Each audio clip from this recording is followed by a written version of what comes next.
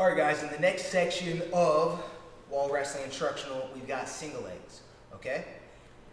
Like Daniel Cormier says, whenever the base gets too wide to double leg, forget about it. The double leg's gone.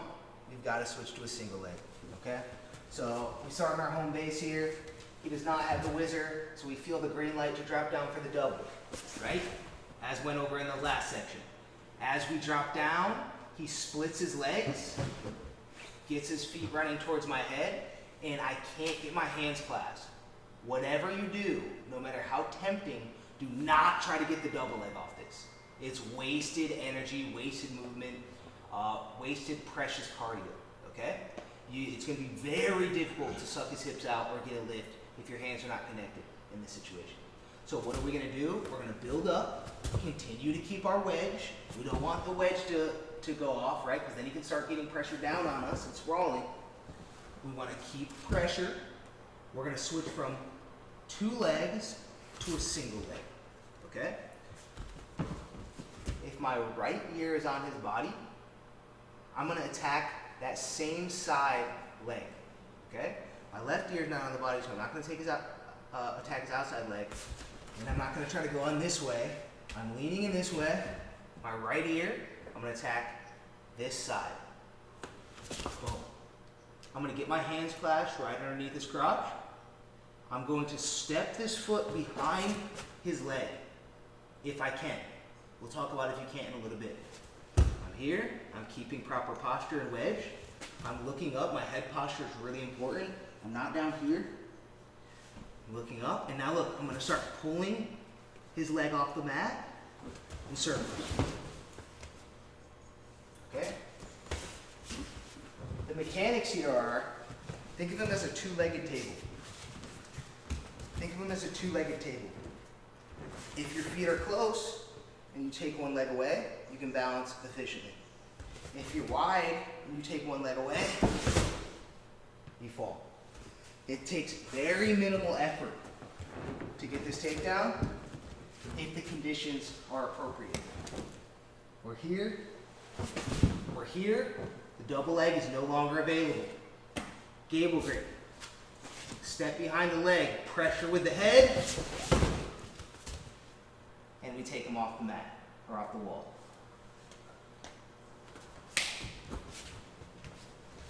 All right, there you guys have it. That is the most basic single leg setup off of the double leg. Okay, next we're gonna talk about the marriage between doubles and singles. It's not a one-off, all right? So when I drop down for the double and he gets wide, the double is no longer available, so I switch to the single. But if I go to switch to the single and he gets his legs close again, then I can go right back to the double. Right? So you want to make sure that these things are kind of working in tandem. Here, the double's not there, switch to the single, and now the double is there. Okay? And that one I just turned the corner on. So as long as that makes sense, you're going to run the pipe, but if his leg gets close to you again, now you can get those hands clasped.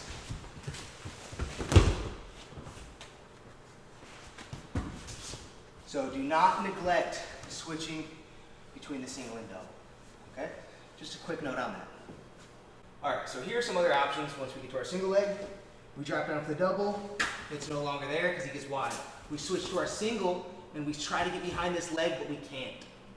Okay? What we're gonna do is we're gonna lift this leg up, but as we do that, a lot of his energy is gonna get transferred to the standing leg, okay? Just by nature, if we can't get behind this leg, go ahead and bring that in tight. If we can't get behind this leg, we've gotta lift it, and then we're able to get behind it, but a lot of this energy just got transferred to his front foot. We're gonna pinch our knees, right? We wanna keep him tight. We don't want him whizzering out here, all right? So from here, what we're gonna do is we're gonna pull him off the fence, and we're gonna switch our grip from this gable, or this butterfly, to a deep inside high crotch, and a tight waist.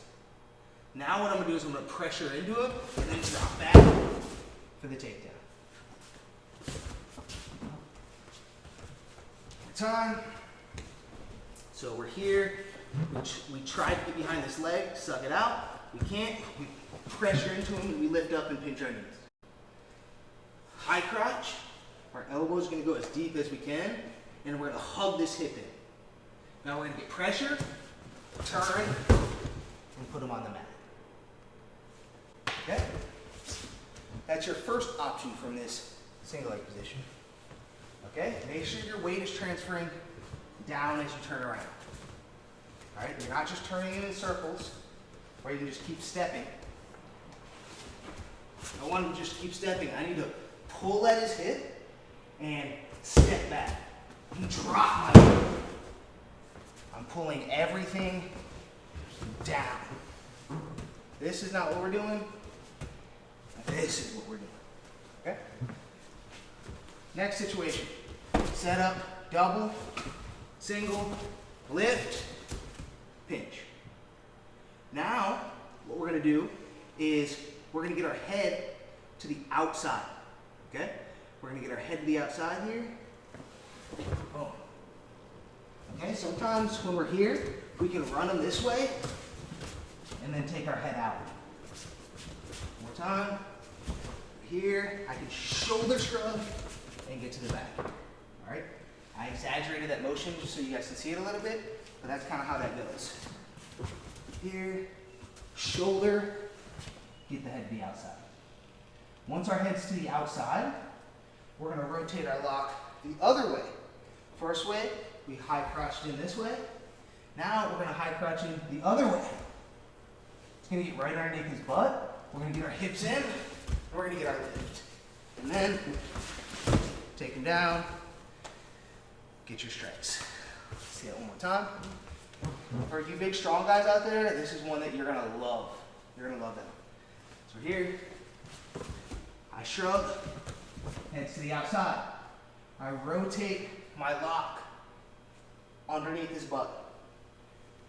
My outside arm, elbow is going to go right underneath his butt. My hips are going to come in, and I'm going to get my lift nice and easy.